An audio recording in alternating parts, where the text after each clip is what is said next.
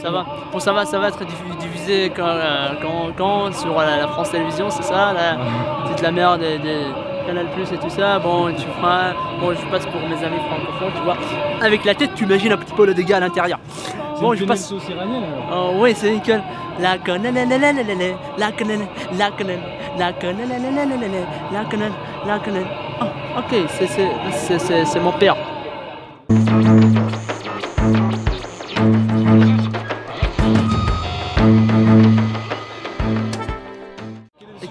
Bon, c'est le sujet, c'est une petite expo qui a été faite à propos de la guerre Iran-Irak.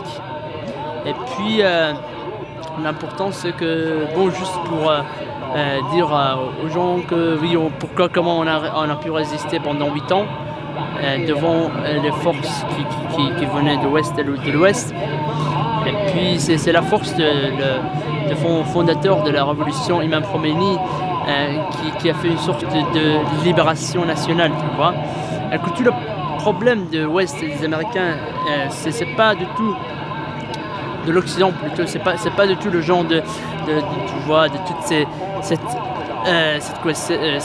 question de nuclear weapon, tu vois, de la question nucléaire et tout ça, pas du tout. Mais j'imagine que par contre leur vrai problème, après avoir passé plus d'une trentaine d'années, c'est-à-dire après avoir passé 35 ans, leur vrai problème, les Américains et les Européens, c'est pourquoi l'Iran n'est pas obéissant. C'est le problème d'indépendance. Et comme Dieudo, il a dit qu'il buvait un thé avec Mahmoud, Ahmadinejad, et il voulait tester est-ce que Mahmoud il est obéissant ou pas. Et là, Monsieur Montazami, je suis en train d'expliquer la comédie, plutôt les sketchs de Dieudonné sur Mahmoud, puisque on parle à propos de la guerre et tout ça, et pourquoi l'Iran n'est pas obéissant. Et puis tout d'un coup, on voit que oui, Dieudonné buvait un thé avec Mahmoud et il voulait tester est-ce qu'il est obéissant ou pas. Et là, il dit Mahmoud, le thé, il n'y a pas de sucre, le sucre quoi. Hein. Et plus il rigolait, il a vu que non, Mahmoud il est sérieux et tout ça. Et là, il a demandé à Mahmoud est-ce que je peux avoir le sucre là. Le sucre. Et là, Mahmoud le regardait d'une façon comme ça, tu vois, comme il regarde toutes les pétasses de Bush et de Merkel et tout ça. Et il regardait comme ça, et Dieudo, il a dit à ce moment-là, j'ai tout de suite compris que si j'insistais, j'avais le sucrier dans mon cul. Et puis ouais, on n'est pas obéissant, il n'y a pas de raison d'être obéissant, on est indépendant, et puis il n'y a pas de raison qu'on marche comme les Américains, qu'on pense comme les Américains, et puis à partir d'un certain moment, quand tu vois, on n'est pas comme eux, on est, tu vois, on est hors système et tout ça. Si c'est ça la définition d'être hors système, j'adore d'être hors système moi. C'est ce que Imam Khomeini il a dit. Imam Khomeini, le fondateur de la révolution, il a dit que si un jour les Occidentaux, et il a dit ça il y a une trentaine d'années, tu vois, pas maintenant, mais si un jour les Américains et les Européens vont dire bien de vous, c'est-à-dire qu'il y a quelque chose qui cloche. Je veux dire des gouvernements quoi. Et puis s'ils disent bien de vous, les Iraniens sont de bons gars, ouais, je suis chaud quoi, ouais, c'est cool, nickel, sans problème, sans zéro, même pas un epsilon qui t'envoie à zéro et tout ça. Bon, je dis ça puisque je commençais la comédie avec Guy Delmal, tu vois, cette merde sioniste là. Bon, bref. Et puis, bon, si tu veux, on peut entrer. On va faire un tour pour. Tu me fais visiter alors? Ouais, bon, bon, ici c'est écrit un petit peu à propos de l'histoire de l'Iran à l'époque, peut-être une trentaine d'années, non pas une trentaine d'années, avant la révolution islamique, on avait une monarchie, tu vois, comme on en a à Paris. Oui, franchement, non, la République, François, la sens-tu qui se glisse dans ton cul, la quenelle. Tu vois, François, ici on est à Téhéran, hein, je te baisse, tu vois. Non, bon, non, je déconne. Non, tu prends pas sérieux, juste. Bon, je suis au moins libre. J'ai pas dit que tu étais con, enfin, tu pensais que l'homosexualité était une hérésie, donc. Non, juste on parlait avec. Oui, on parlait avec une américaine, et là, je disais que personnellement, j'ai rien contre les gays, tu vois, mais je les touche pas. Vous voyez, quand vous êtes entrés, je fais comme ça. Et quand vous sortez, bon ça c'était un sketch de Dieudo, tu vois, je prends pas sérieux. Le mur là, il dit quand vous sortez, je fais comme ça, non, ne le touche pas. C'est le truc qui ont entré, tu vois, dedans, puisque vous avez été, tu vois, infiltré. Bon, par les fesses. Non, puisqu'avant on disait madame, monsieur, et maintenant on dit monsieur, monsieur, tu vois. Quoi? Et pour 1, et pour 2, ah c'est bien, et pour 1, et pour 2, et pour 3, oui, et pour 4. Là c'est de progrès, c'est un très grand progrès.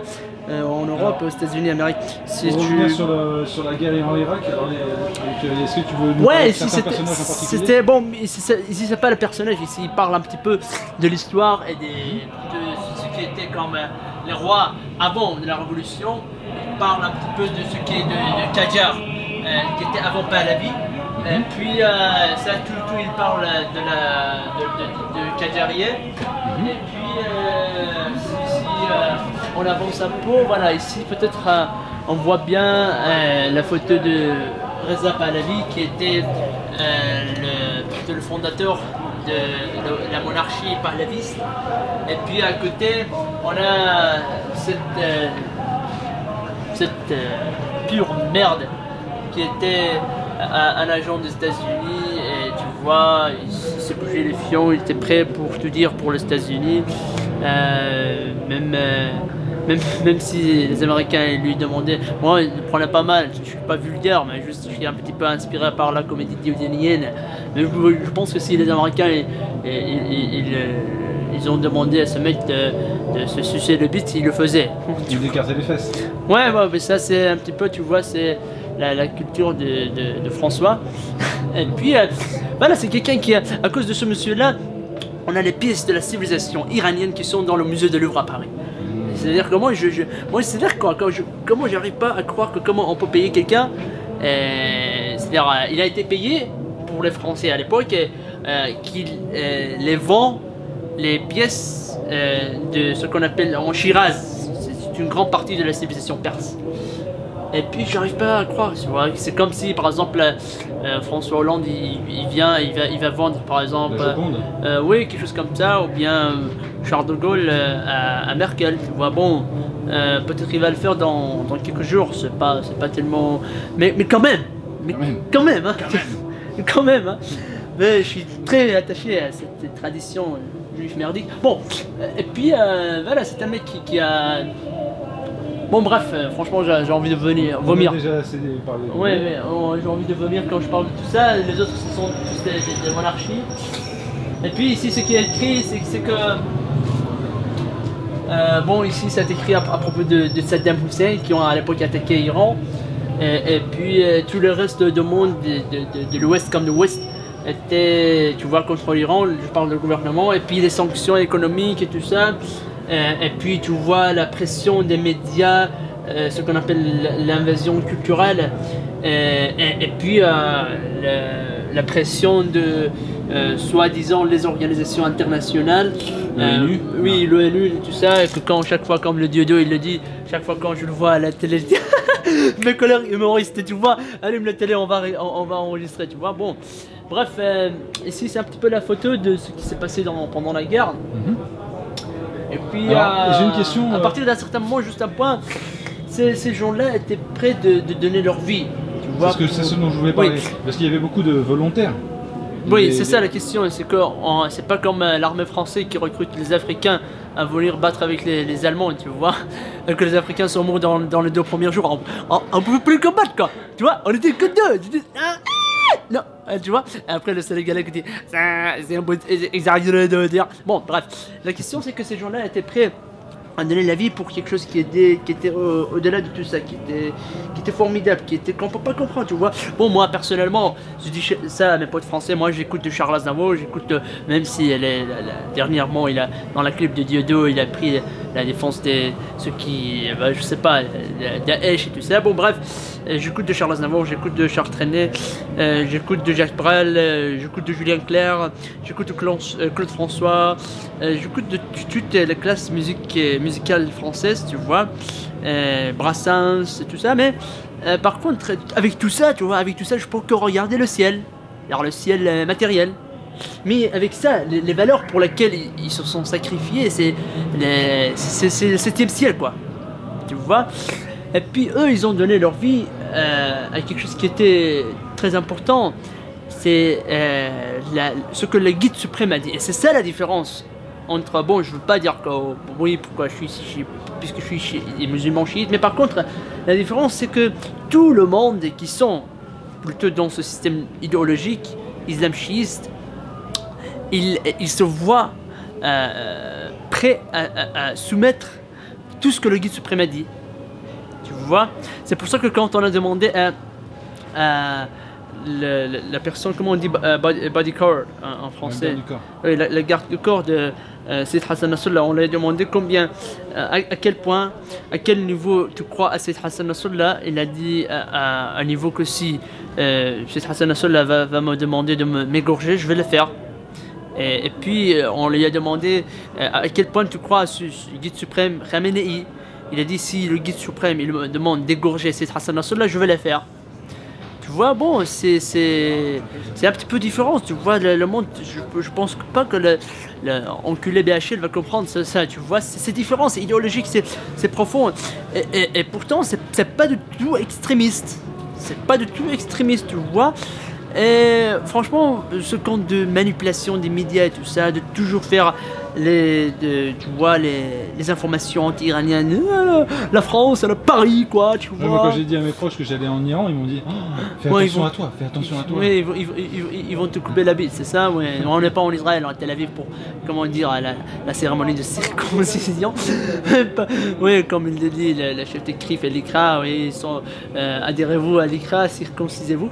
Bref, la question c'est que en Iran, tu vois, on vit bien, on est bien, mais ce qui m'énerve, c'est le rôle des médias.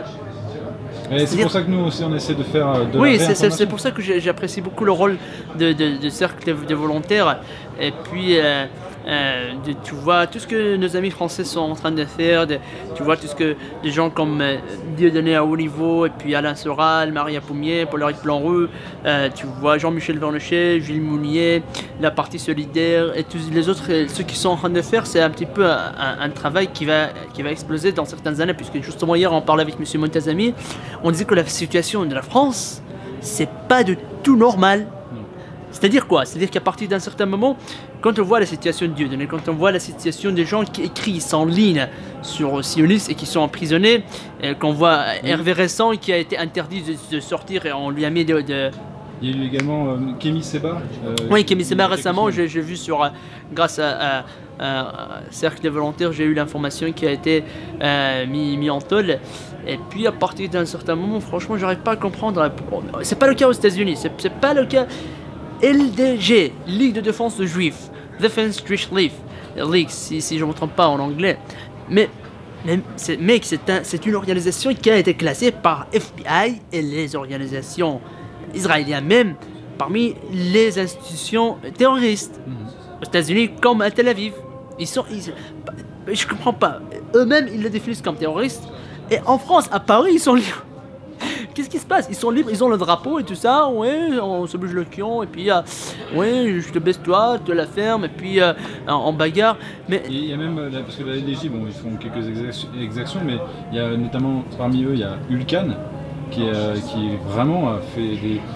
au niveau de son site viol vocal et par téléphone fait des choses vraiment très graves et il est impuni, c'est ça que beaucoup de gens ne comprennent pas, même quand il s'attaque à des gens de rue 89 et des sites plus ou moins officiels qui font plus ou moins partie du système, même là il reste impuni. Alors déjà quand il s'attaquait à des petits médias comme nous ou d'autres, bien sûr il était impuni, mais même quand il s'attaque au gros... Non, il s'attaque à tout le monde, tu vois. Ça arrive directement de Jérusalem, tu vois, et puis à partir d'un certain moment, tu vois, le mec, il est à hôtel 5 étoiles, tu vois. Quand tu restes là, tu vois. Faut que tu finis le reste à vos pieds, tu vois. Et non, franchement, j'arrive pas à comprendre, ces gens sont en train de détruire la France, ces gens, si les gens comme ça, dans la future, prennent le pouvoir en France, déjà ils ont pris.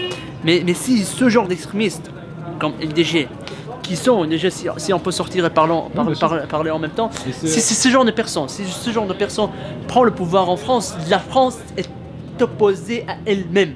La France, comme le dit Tarek Ramadan, bon, je le dis, mais arrêtez de dire à chaque fois que c'est un homme de système, toutes les discussions entre Soral, Ramadan et tout ça. Bon, bref, Ramadan, c'est un homme que j'ai étudié pendant longtemps, tu vois. Bon, personnellement, je suis en relation, je suis en contact avec plus d'une centaine personnalité anti-sioniste, anti-capitaliste et anti-sioniste américain-européen. Puis Tarek est quelqu'un de... Franchement, il est différent. Il est différent parce que j'ai étudié des centaines de conférences, de débats, tout ça. Bon bref, je ne voudrais pas ouvrir la parenthèse. Mais ce que je voulais dire, voilà, comme le dit Tariq Ramadan, que je critique des fois, bien sûr. J'ai écrit un article sur Tariq Ramadan qui peut être déjà... J'ai posé déjà quelques questions qui peut être diffusées, publiées sur votre site web. Je suis en désaccord avec lui sur certains points, mais comme il dit, j'aime la France quand elle est en cohérence avec elle-même. Elle n'a pas une France, tu vois, qui se bat pour détruire les valeurs morales, familiales des Français. C'est-à-dire qu'à partir d'un certain moment, on voit des Français qui avaient une culture. C'est-à-dire quoi, une culture? Une culture, c'est plutôt une complexe de la civilisation, de ce qui ont été dit, de ce qui vont être dit, de comportement, de musique, de tout, du cinéma. Et puis, c'est-à-dire quoi qu'ils ont perdu la culture? C'est qu'à partir d'un certain moment, quand on voit en France, avant, il y avait des gens qui allaient dans les églises, ils se mariaient, ils étaient heureux, il y avait, tu vois, quand même une famille, quoi. Et même maintenant, ici, à Paris, à Nice, Marseille, Luxembourg, Québec, Montréal, partout, je vois des familles dans lesquelles il y a un enfant de 10 ans dans plusieurs familles. Bon, peut-être que ça vous intéresse pas, c'est ce genre de discussion, mais je vois que, par exemple, ça, c'est une question tout à fait personnelle, tu vois. Je suis pas du tout pour qu'on intervienne personnellement dans la vie des autres, mais ce que mon ami belge, c'était pas belge, c'était comment? Bon, il était d'un pays calme européen, tu vois, c'est pour ça que j'ai toujours le belge, suisse, suède et tout ça, tu vois. Il était d'un pays d'Europe du Nord, et là il me disait, il était sataniste à l'époque, quand je l'ai rencontré en Tunisie, il était sataniste. Et puis il s'est converti en islam. Et là je lui demandais pourquoi. Et là il me disait, tu sais Ahmed, pourquoi? Puisque je suis né dans une telle famille, dans une telle société, que la virginité de la fille a été perdue entre 10 et 14 et 15 ans, et que on est dans une famille, on ne sont pas du tout divorcés, mais quand je vois mon père qui a sa propre copine et ma mère qui a son pote, qui a son mec, et que si on a des examens demain à passer, par exemple, on est obligé d'écouter la voix de faire l'amour de mon père avec une autre femme, alors qu'ils sont mariés quand même, quoi. Et tous ces problèmes, tu vois, que dès qu'on arrive à 18 ans, on ne connaît plus les parents, on sort, on ne respecte pas même la culture de dire vous aux parents. Ça n'existe pas en France, ici en Iran, on pouvait, tu vois, par exemple, moi, avec mon père, je ne peux pas dire toi. Non, c'est pas qu'il va m'égorger, non, pas du tout. Il veut pas me violer. C'est le respect des anciens, et y compris surtout dans la famille aussi. Oui, c'est une question, puisque je vois que... tu vois, pourquoi je dis tout ça? Parce que je vois qu'il y a beaucoup des Européens, des Américains qui pensent que leur propre gouvernement ne fait pas son job, son boulot pour les propres intérêts de leur nation, mais pour les intérêts du sioniste et les intérêts... de Bruxelles et de l'OTAN et de Washington. Et ce que j'ai entendu même, ouais, surtout, voilà, cette ligne-là. Et puis à Bruxelles, que j'ai même entendu que certaines fois le lobby homo est beaucoup plus fort que le lobby sioniste, tu vois. Et franchement, je dis ça puisque il y a des Français, des Américains qui veulent revenir à leur propre culture, comme Marilyn Miller par exemple, les Américains qui sont pour revenir à quelque chose qui sera plutôt initial, quoi, quelque chose qui a été leur propre culture. Et à partir d'un certain moment, quand on voit toute la situation actuelle en France, on nous demande, mais on est où là? On est où? Et pourquoi moi je dis pas j'attaque pas impérialisme et capitalisme, mais je dis j'attaque directement le sionisme, parce que derrière l'impérialisme, le capitalisme et tous ces systèmes de merde, je vois le sionisme. C'est le sionisme. Et qu'est-ce qui est capitalisme? Le capitalisme est un système qui veut garder 1 milliard sur la planète. Alors, il veut plus il veut pas les restes de 6 milliards. Et pourquoi ça? Puisque Jean Zingler, qui est professeur à l'université de Suisse, il a dit que si l'agriculture internationale peut nourrir 12 milliards de personnes, et s'il y a aujourd'hui des gens qui sont en Afrique qui sont en train de mourir, ils sont assassinés d'une façon programmée. Et comme Dieu, il a parlé de cette virus de Ebola, si je ne me trompe pas. Beaucoup plus que Ebola, parce que Ebola ça n'a pas fait non plus, ça fait beaucoup de victimes, des victimes, mais c'est pas ça qui fait que l'Afrique en est là où elle est. Non, là, juste pour intervenir, si je peux me permettre, c'est quand même aussi l'Occident qui a tué l'agriculture locale vivrière ancestrale et qui a forcé des pays comme le Mali à faire du coton pour les exportations. Pour entrer dans le nouvel ordre mondial, il faut faire des exportations. Mais le coton, les Maliens ils s'en fichent, ils vont pas le manger le coton. Ouais. Mais il y a beaucoup de fermiers au Mali maintenant qui font du coton. Et quand ils font du coton, ils font pas à manger pour les Maliens. Oui, je suis d'accord avec toi, mais justement pour revenir à ce qui est de Ebola, j'arrive même pas à comprendre comment l'Américain qui a été en Afrique, qui a été déjà affecté par le virus, et puis tout d'un coup il est rentré aux États-Unis, il s'est guéri. Mais comment ça se passe? Comment ça se passe? Non, juste le virus a été justement fait pour les Américains, pour les Africains. Franchement, j'arrive pas à comprendre la question. Il faudrait le prouver scientifiquement. Oui, il faut le prouver. Parce que j'arrive. La question, juste je termine et après on y va. Pour ça, si tu veux filmer, c'est un truc que à l'époque, pendant la guerre Iran-Irak, on le mettait. C'est comme on le dit, des bastiches. C'était des forces volontaires. Voilà, bastiches, c'est pas tous les merdes que la France Télévisions raconte, tu vois. Les extrémistes, ouais, je suis un extrémiste, regarde, tu vois les dents, t'as vu les dents et puis le discours de haine. Tu vois, non, franchement, on doit arrêter. À partir d'un moment, on doit arrêter de prendre les Français comme des camps. Bon, pour certains, vous êtes. Bon, comme je suis en Iran, tu vois, comme le dieu 2, il est le maître des camps. Et puis, c'est un genre de résistant. Comme dieu 2, il a utilisé des chats dans certains de ses clips. Monsieur Rossari, vous pouvez me donner un nom? One more picture. This is my call. Yes, thank Je veux pas qu'on te prenne en photo en train de le mettre. Non, mais on te prend en film. Si tu veux. Je veux pas. Monsieur Rossari, vous pouvez donner mon ami français Raphaël Je ne Bernard? sais pas français, parlez en anglais s'il vous plaît. Ah, je sais pas. In English, they understand. Bon, non, ça va. Et puis, c'est Raphaël Bernard qui est un des fondateurs de Cercle Volontaire. Et puis, derrière derrière capitalisme et impérialisme, je vois les sionistes. Parce qu'ici, en Iran aussi, à ce jour-ci, tu vois qu'il y a des jeunes gens qui marchent dans la rue et qui sont culturellement colonisés. C'est pas la question que la France nous a colonisés, l'Europe nous a... Pas du tout. Puisque je vois qu'à partir d'un certain moment, l'Europe elle-même a été colonisée par les forces sionistes. C'est-à-dire quoi? C'est-à-dire qu'à partir d'un certain moment, ce que je vois, la destruction des valeurs familiales en France. C'est-à-dire ici, tu vois, s'il y a des gens qui marchent comme ça, la solution, c'est pas qu'on tape dessus, pourquoi tu fais comme ça, pourquoi tu t'habilles comme ça, pas du tout. Moi, personnellement, je le crois, tu vois. Comme le guide suprême l'a dit d'ailleurs. Le guide suprême a dit, plutôt la solution, c'est plutôt de les guider culturellement parlant, de leur dire, il y a plus de 200 chaînes en langue persan qui ont été fondées par les organisations sionistes américaines justement après les élections de 2009. 200 chaînes. 200 chaînes, uniquement en langue persan pour... Des télévisions? Oui, la chaîne de télévision et tout ça, tu vois, juste pour changer. Par exemple, on voit dans laquelle on voit des séries télévisées dans lesquelles on ne sait pas, désolé d'être vulgaire, on ne sait pas qui baisse qui, on ne sait pas qui est la femme de qui, il est enfant de quoi, elle a été enceinte de son époux ou bien son mec. Franchement, et là, ils sont en train de propager ce système. Tu as entendu parler de Gliden.com en France? Non, pas trop. Gliden, c'est un site de rencontres spécialisé, un site internet de rencontres spécialisé dans les rencontres extra-conjugales.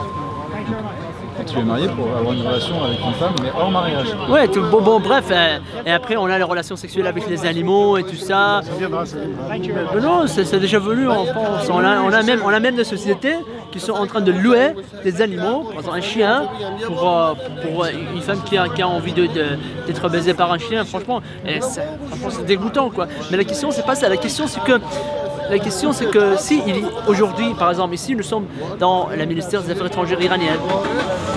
Jusqu'au moment où c'est écrit la ministre des Affaires étrangères iranien, tu vois, tu entres, tu dis j'en ai rien à foutre, ici c'est le ministère, quel que soit le contenu.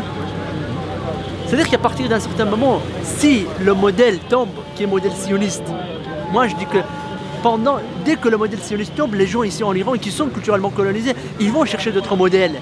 Tu vois, je ne parle pas d'Iran, mais regardez la Chine, regardez l'Inde, regardez les Indiens avec cette grande culture qui ont été colonisés. Regardez la Chine, ce qui a été fait par la culture occidentale avec les Chinois, mais franchement c'est fascinant quoi.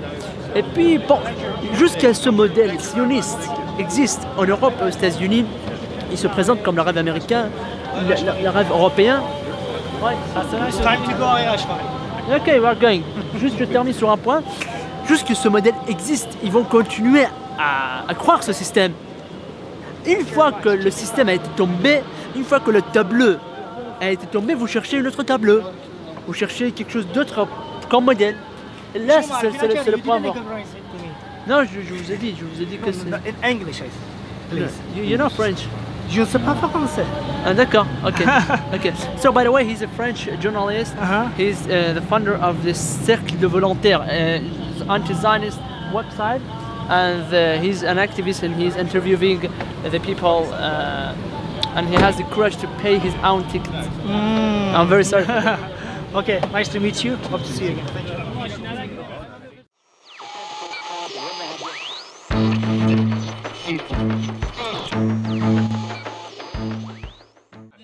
Auditioning for Mexican Idol here. Get out of the poncho, or let you down. Should I be full and go flay, or let a Georgia frown? Cause the soda in before we began. This I know you're blooded, and I knew what's mine. So I took what's mine, bartended right. Took a soda out into the night. It may be over, but I won't stop here. I am here for you, if you'd only care. You touch my heart, you touch my soul. You change my life, and I'm gonna love is brighter. And I knew when my heart was brighter by your kiss, your lips, I had a head. I shared your dreams, I shared a bed, and now you're old. And now you're small, I've been addicted to you. Goodbye, my lover. Goodbye, my friend. You have been one. You have been one for me. I'm a dreamer. Not about Zionist Slavia, I'm not a dreamer. Yeah. I'm a dreamer, but when I wait, you can break my burdens. It's my dreams to take. And as you move on, remember me, remember us, and how we used to be.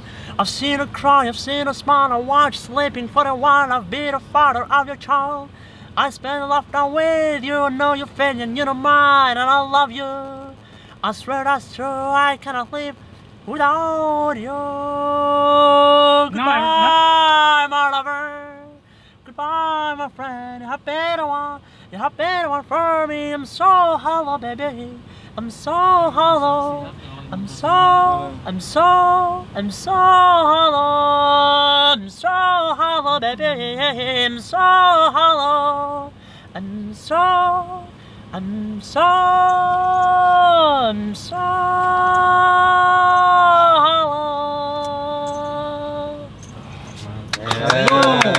And the winner of Iranian Idol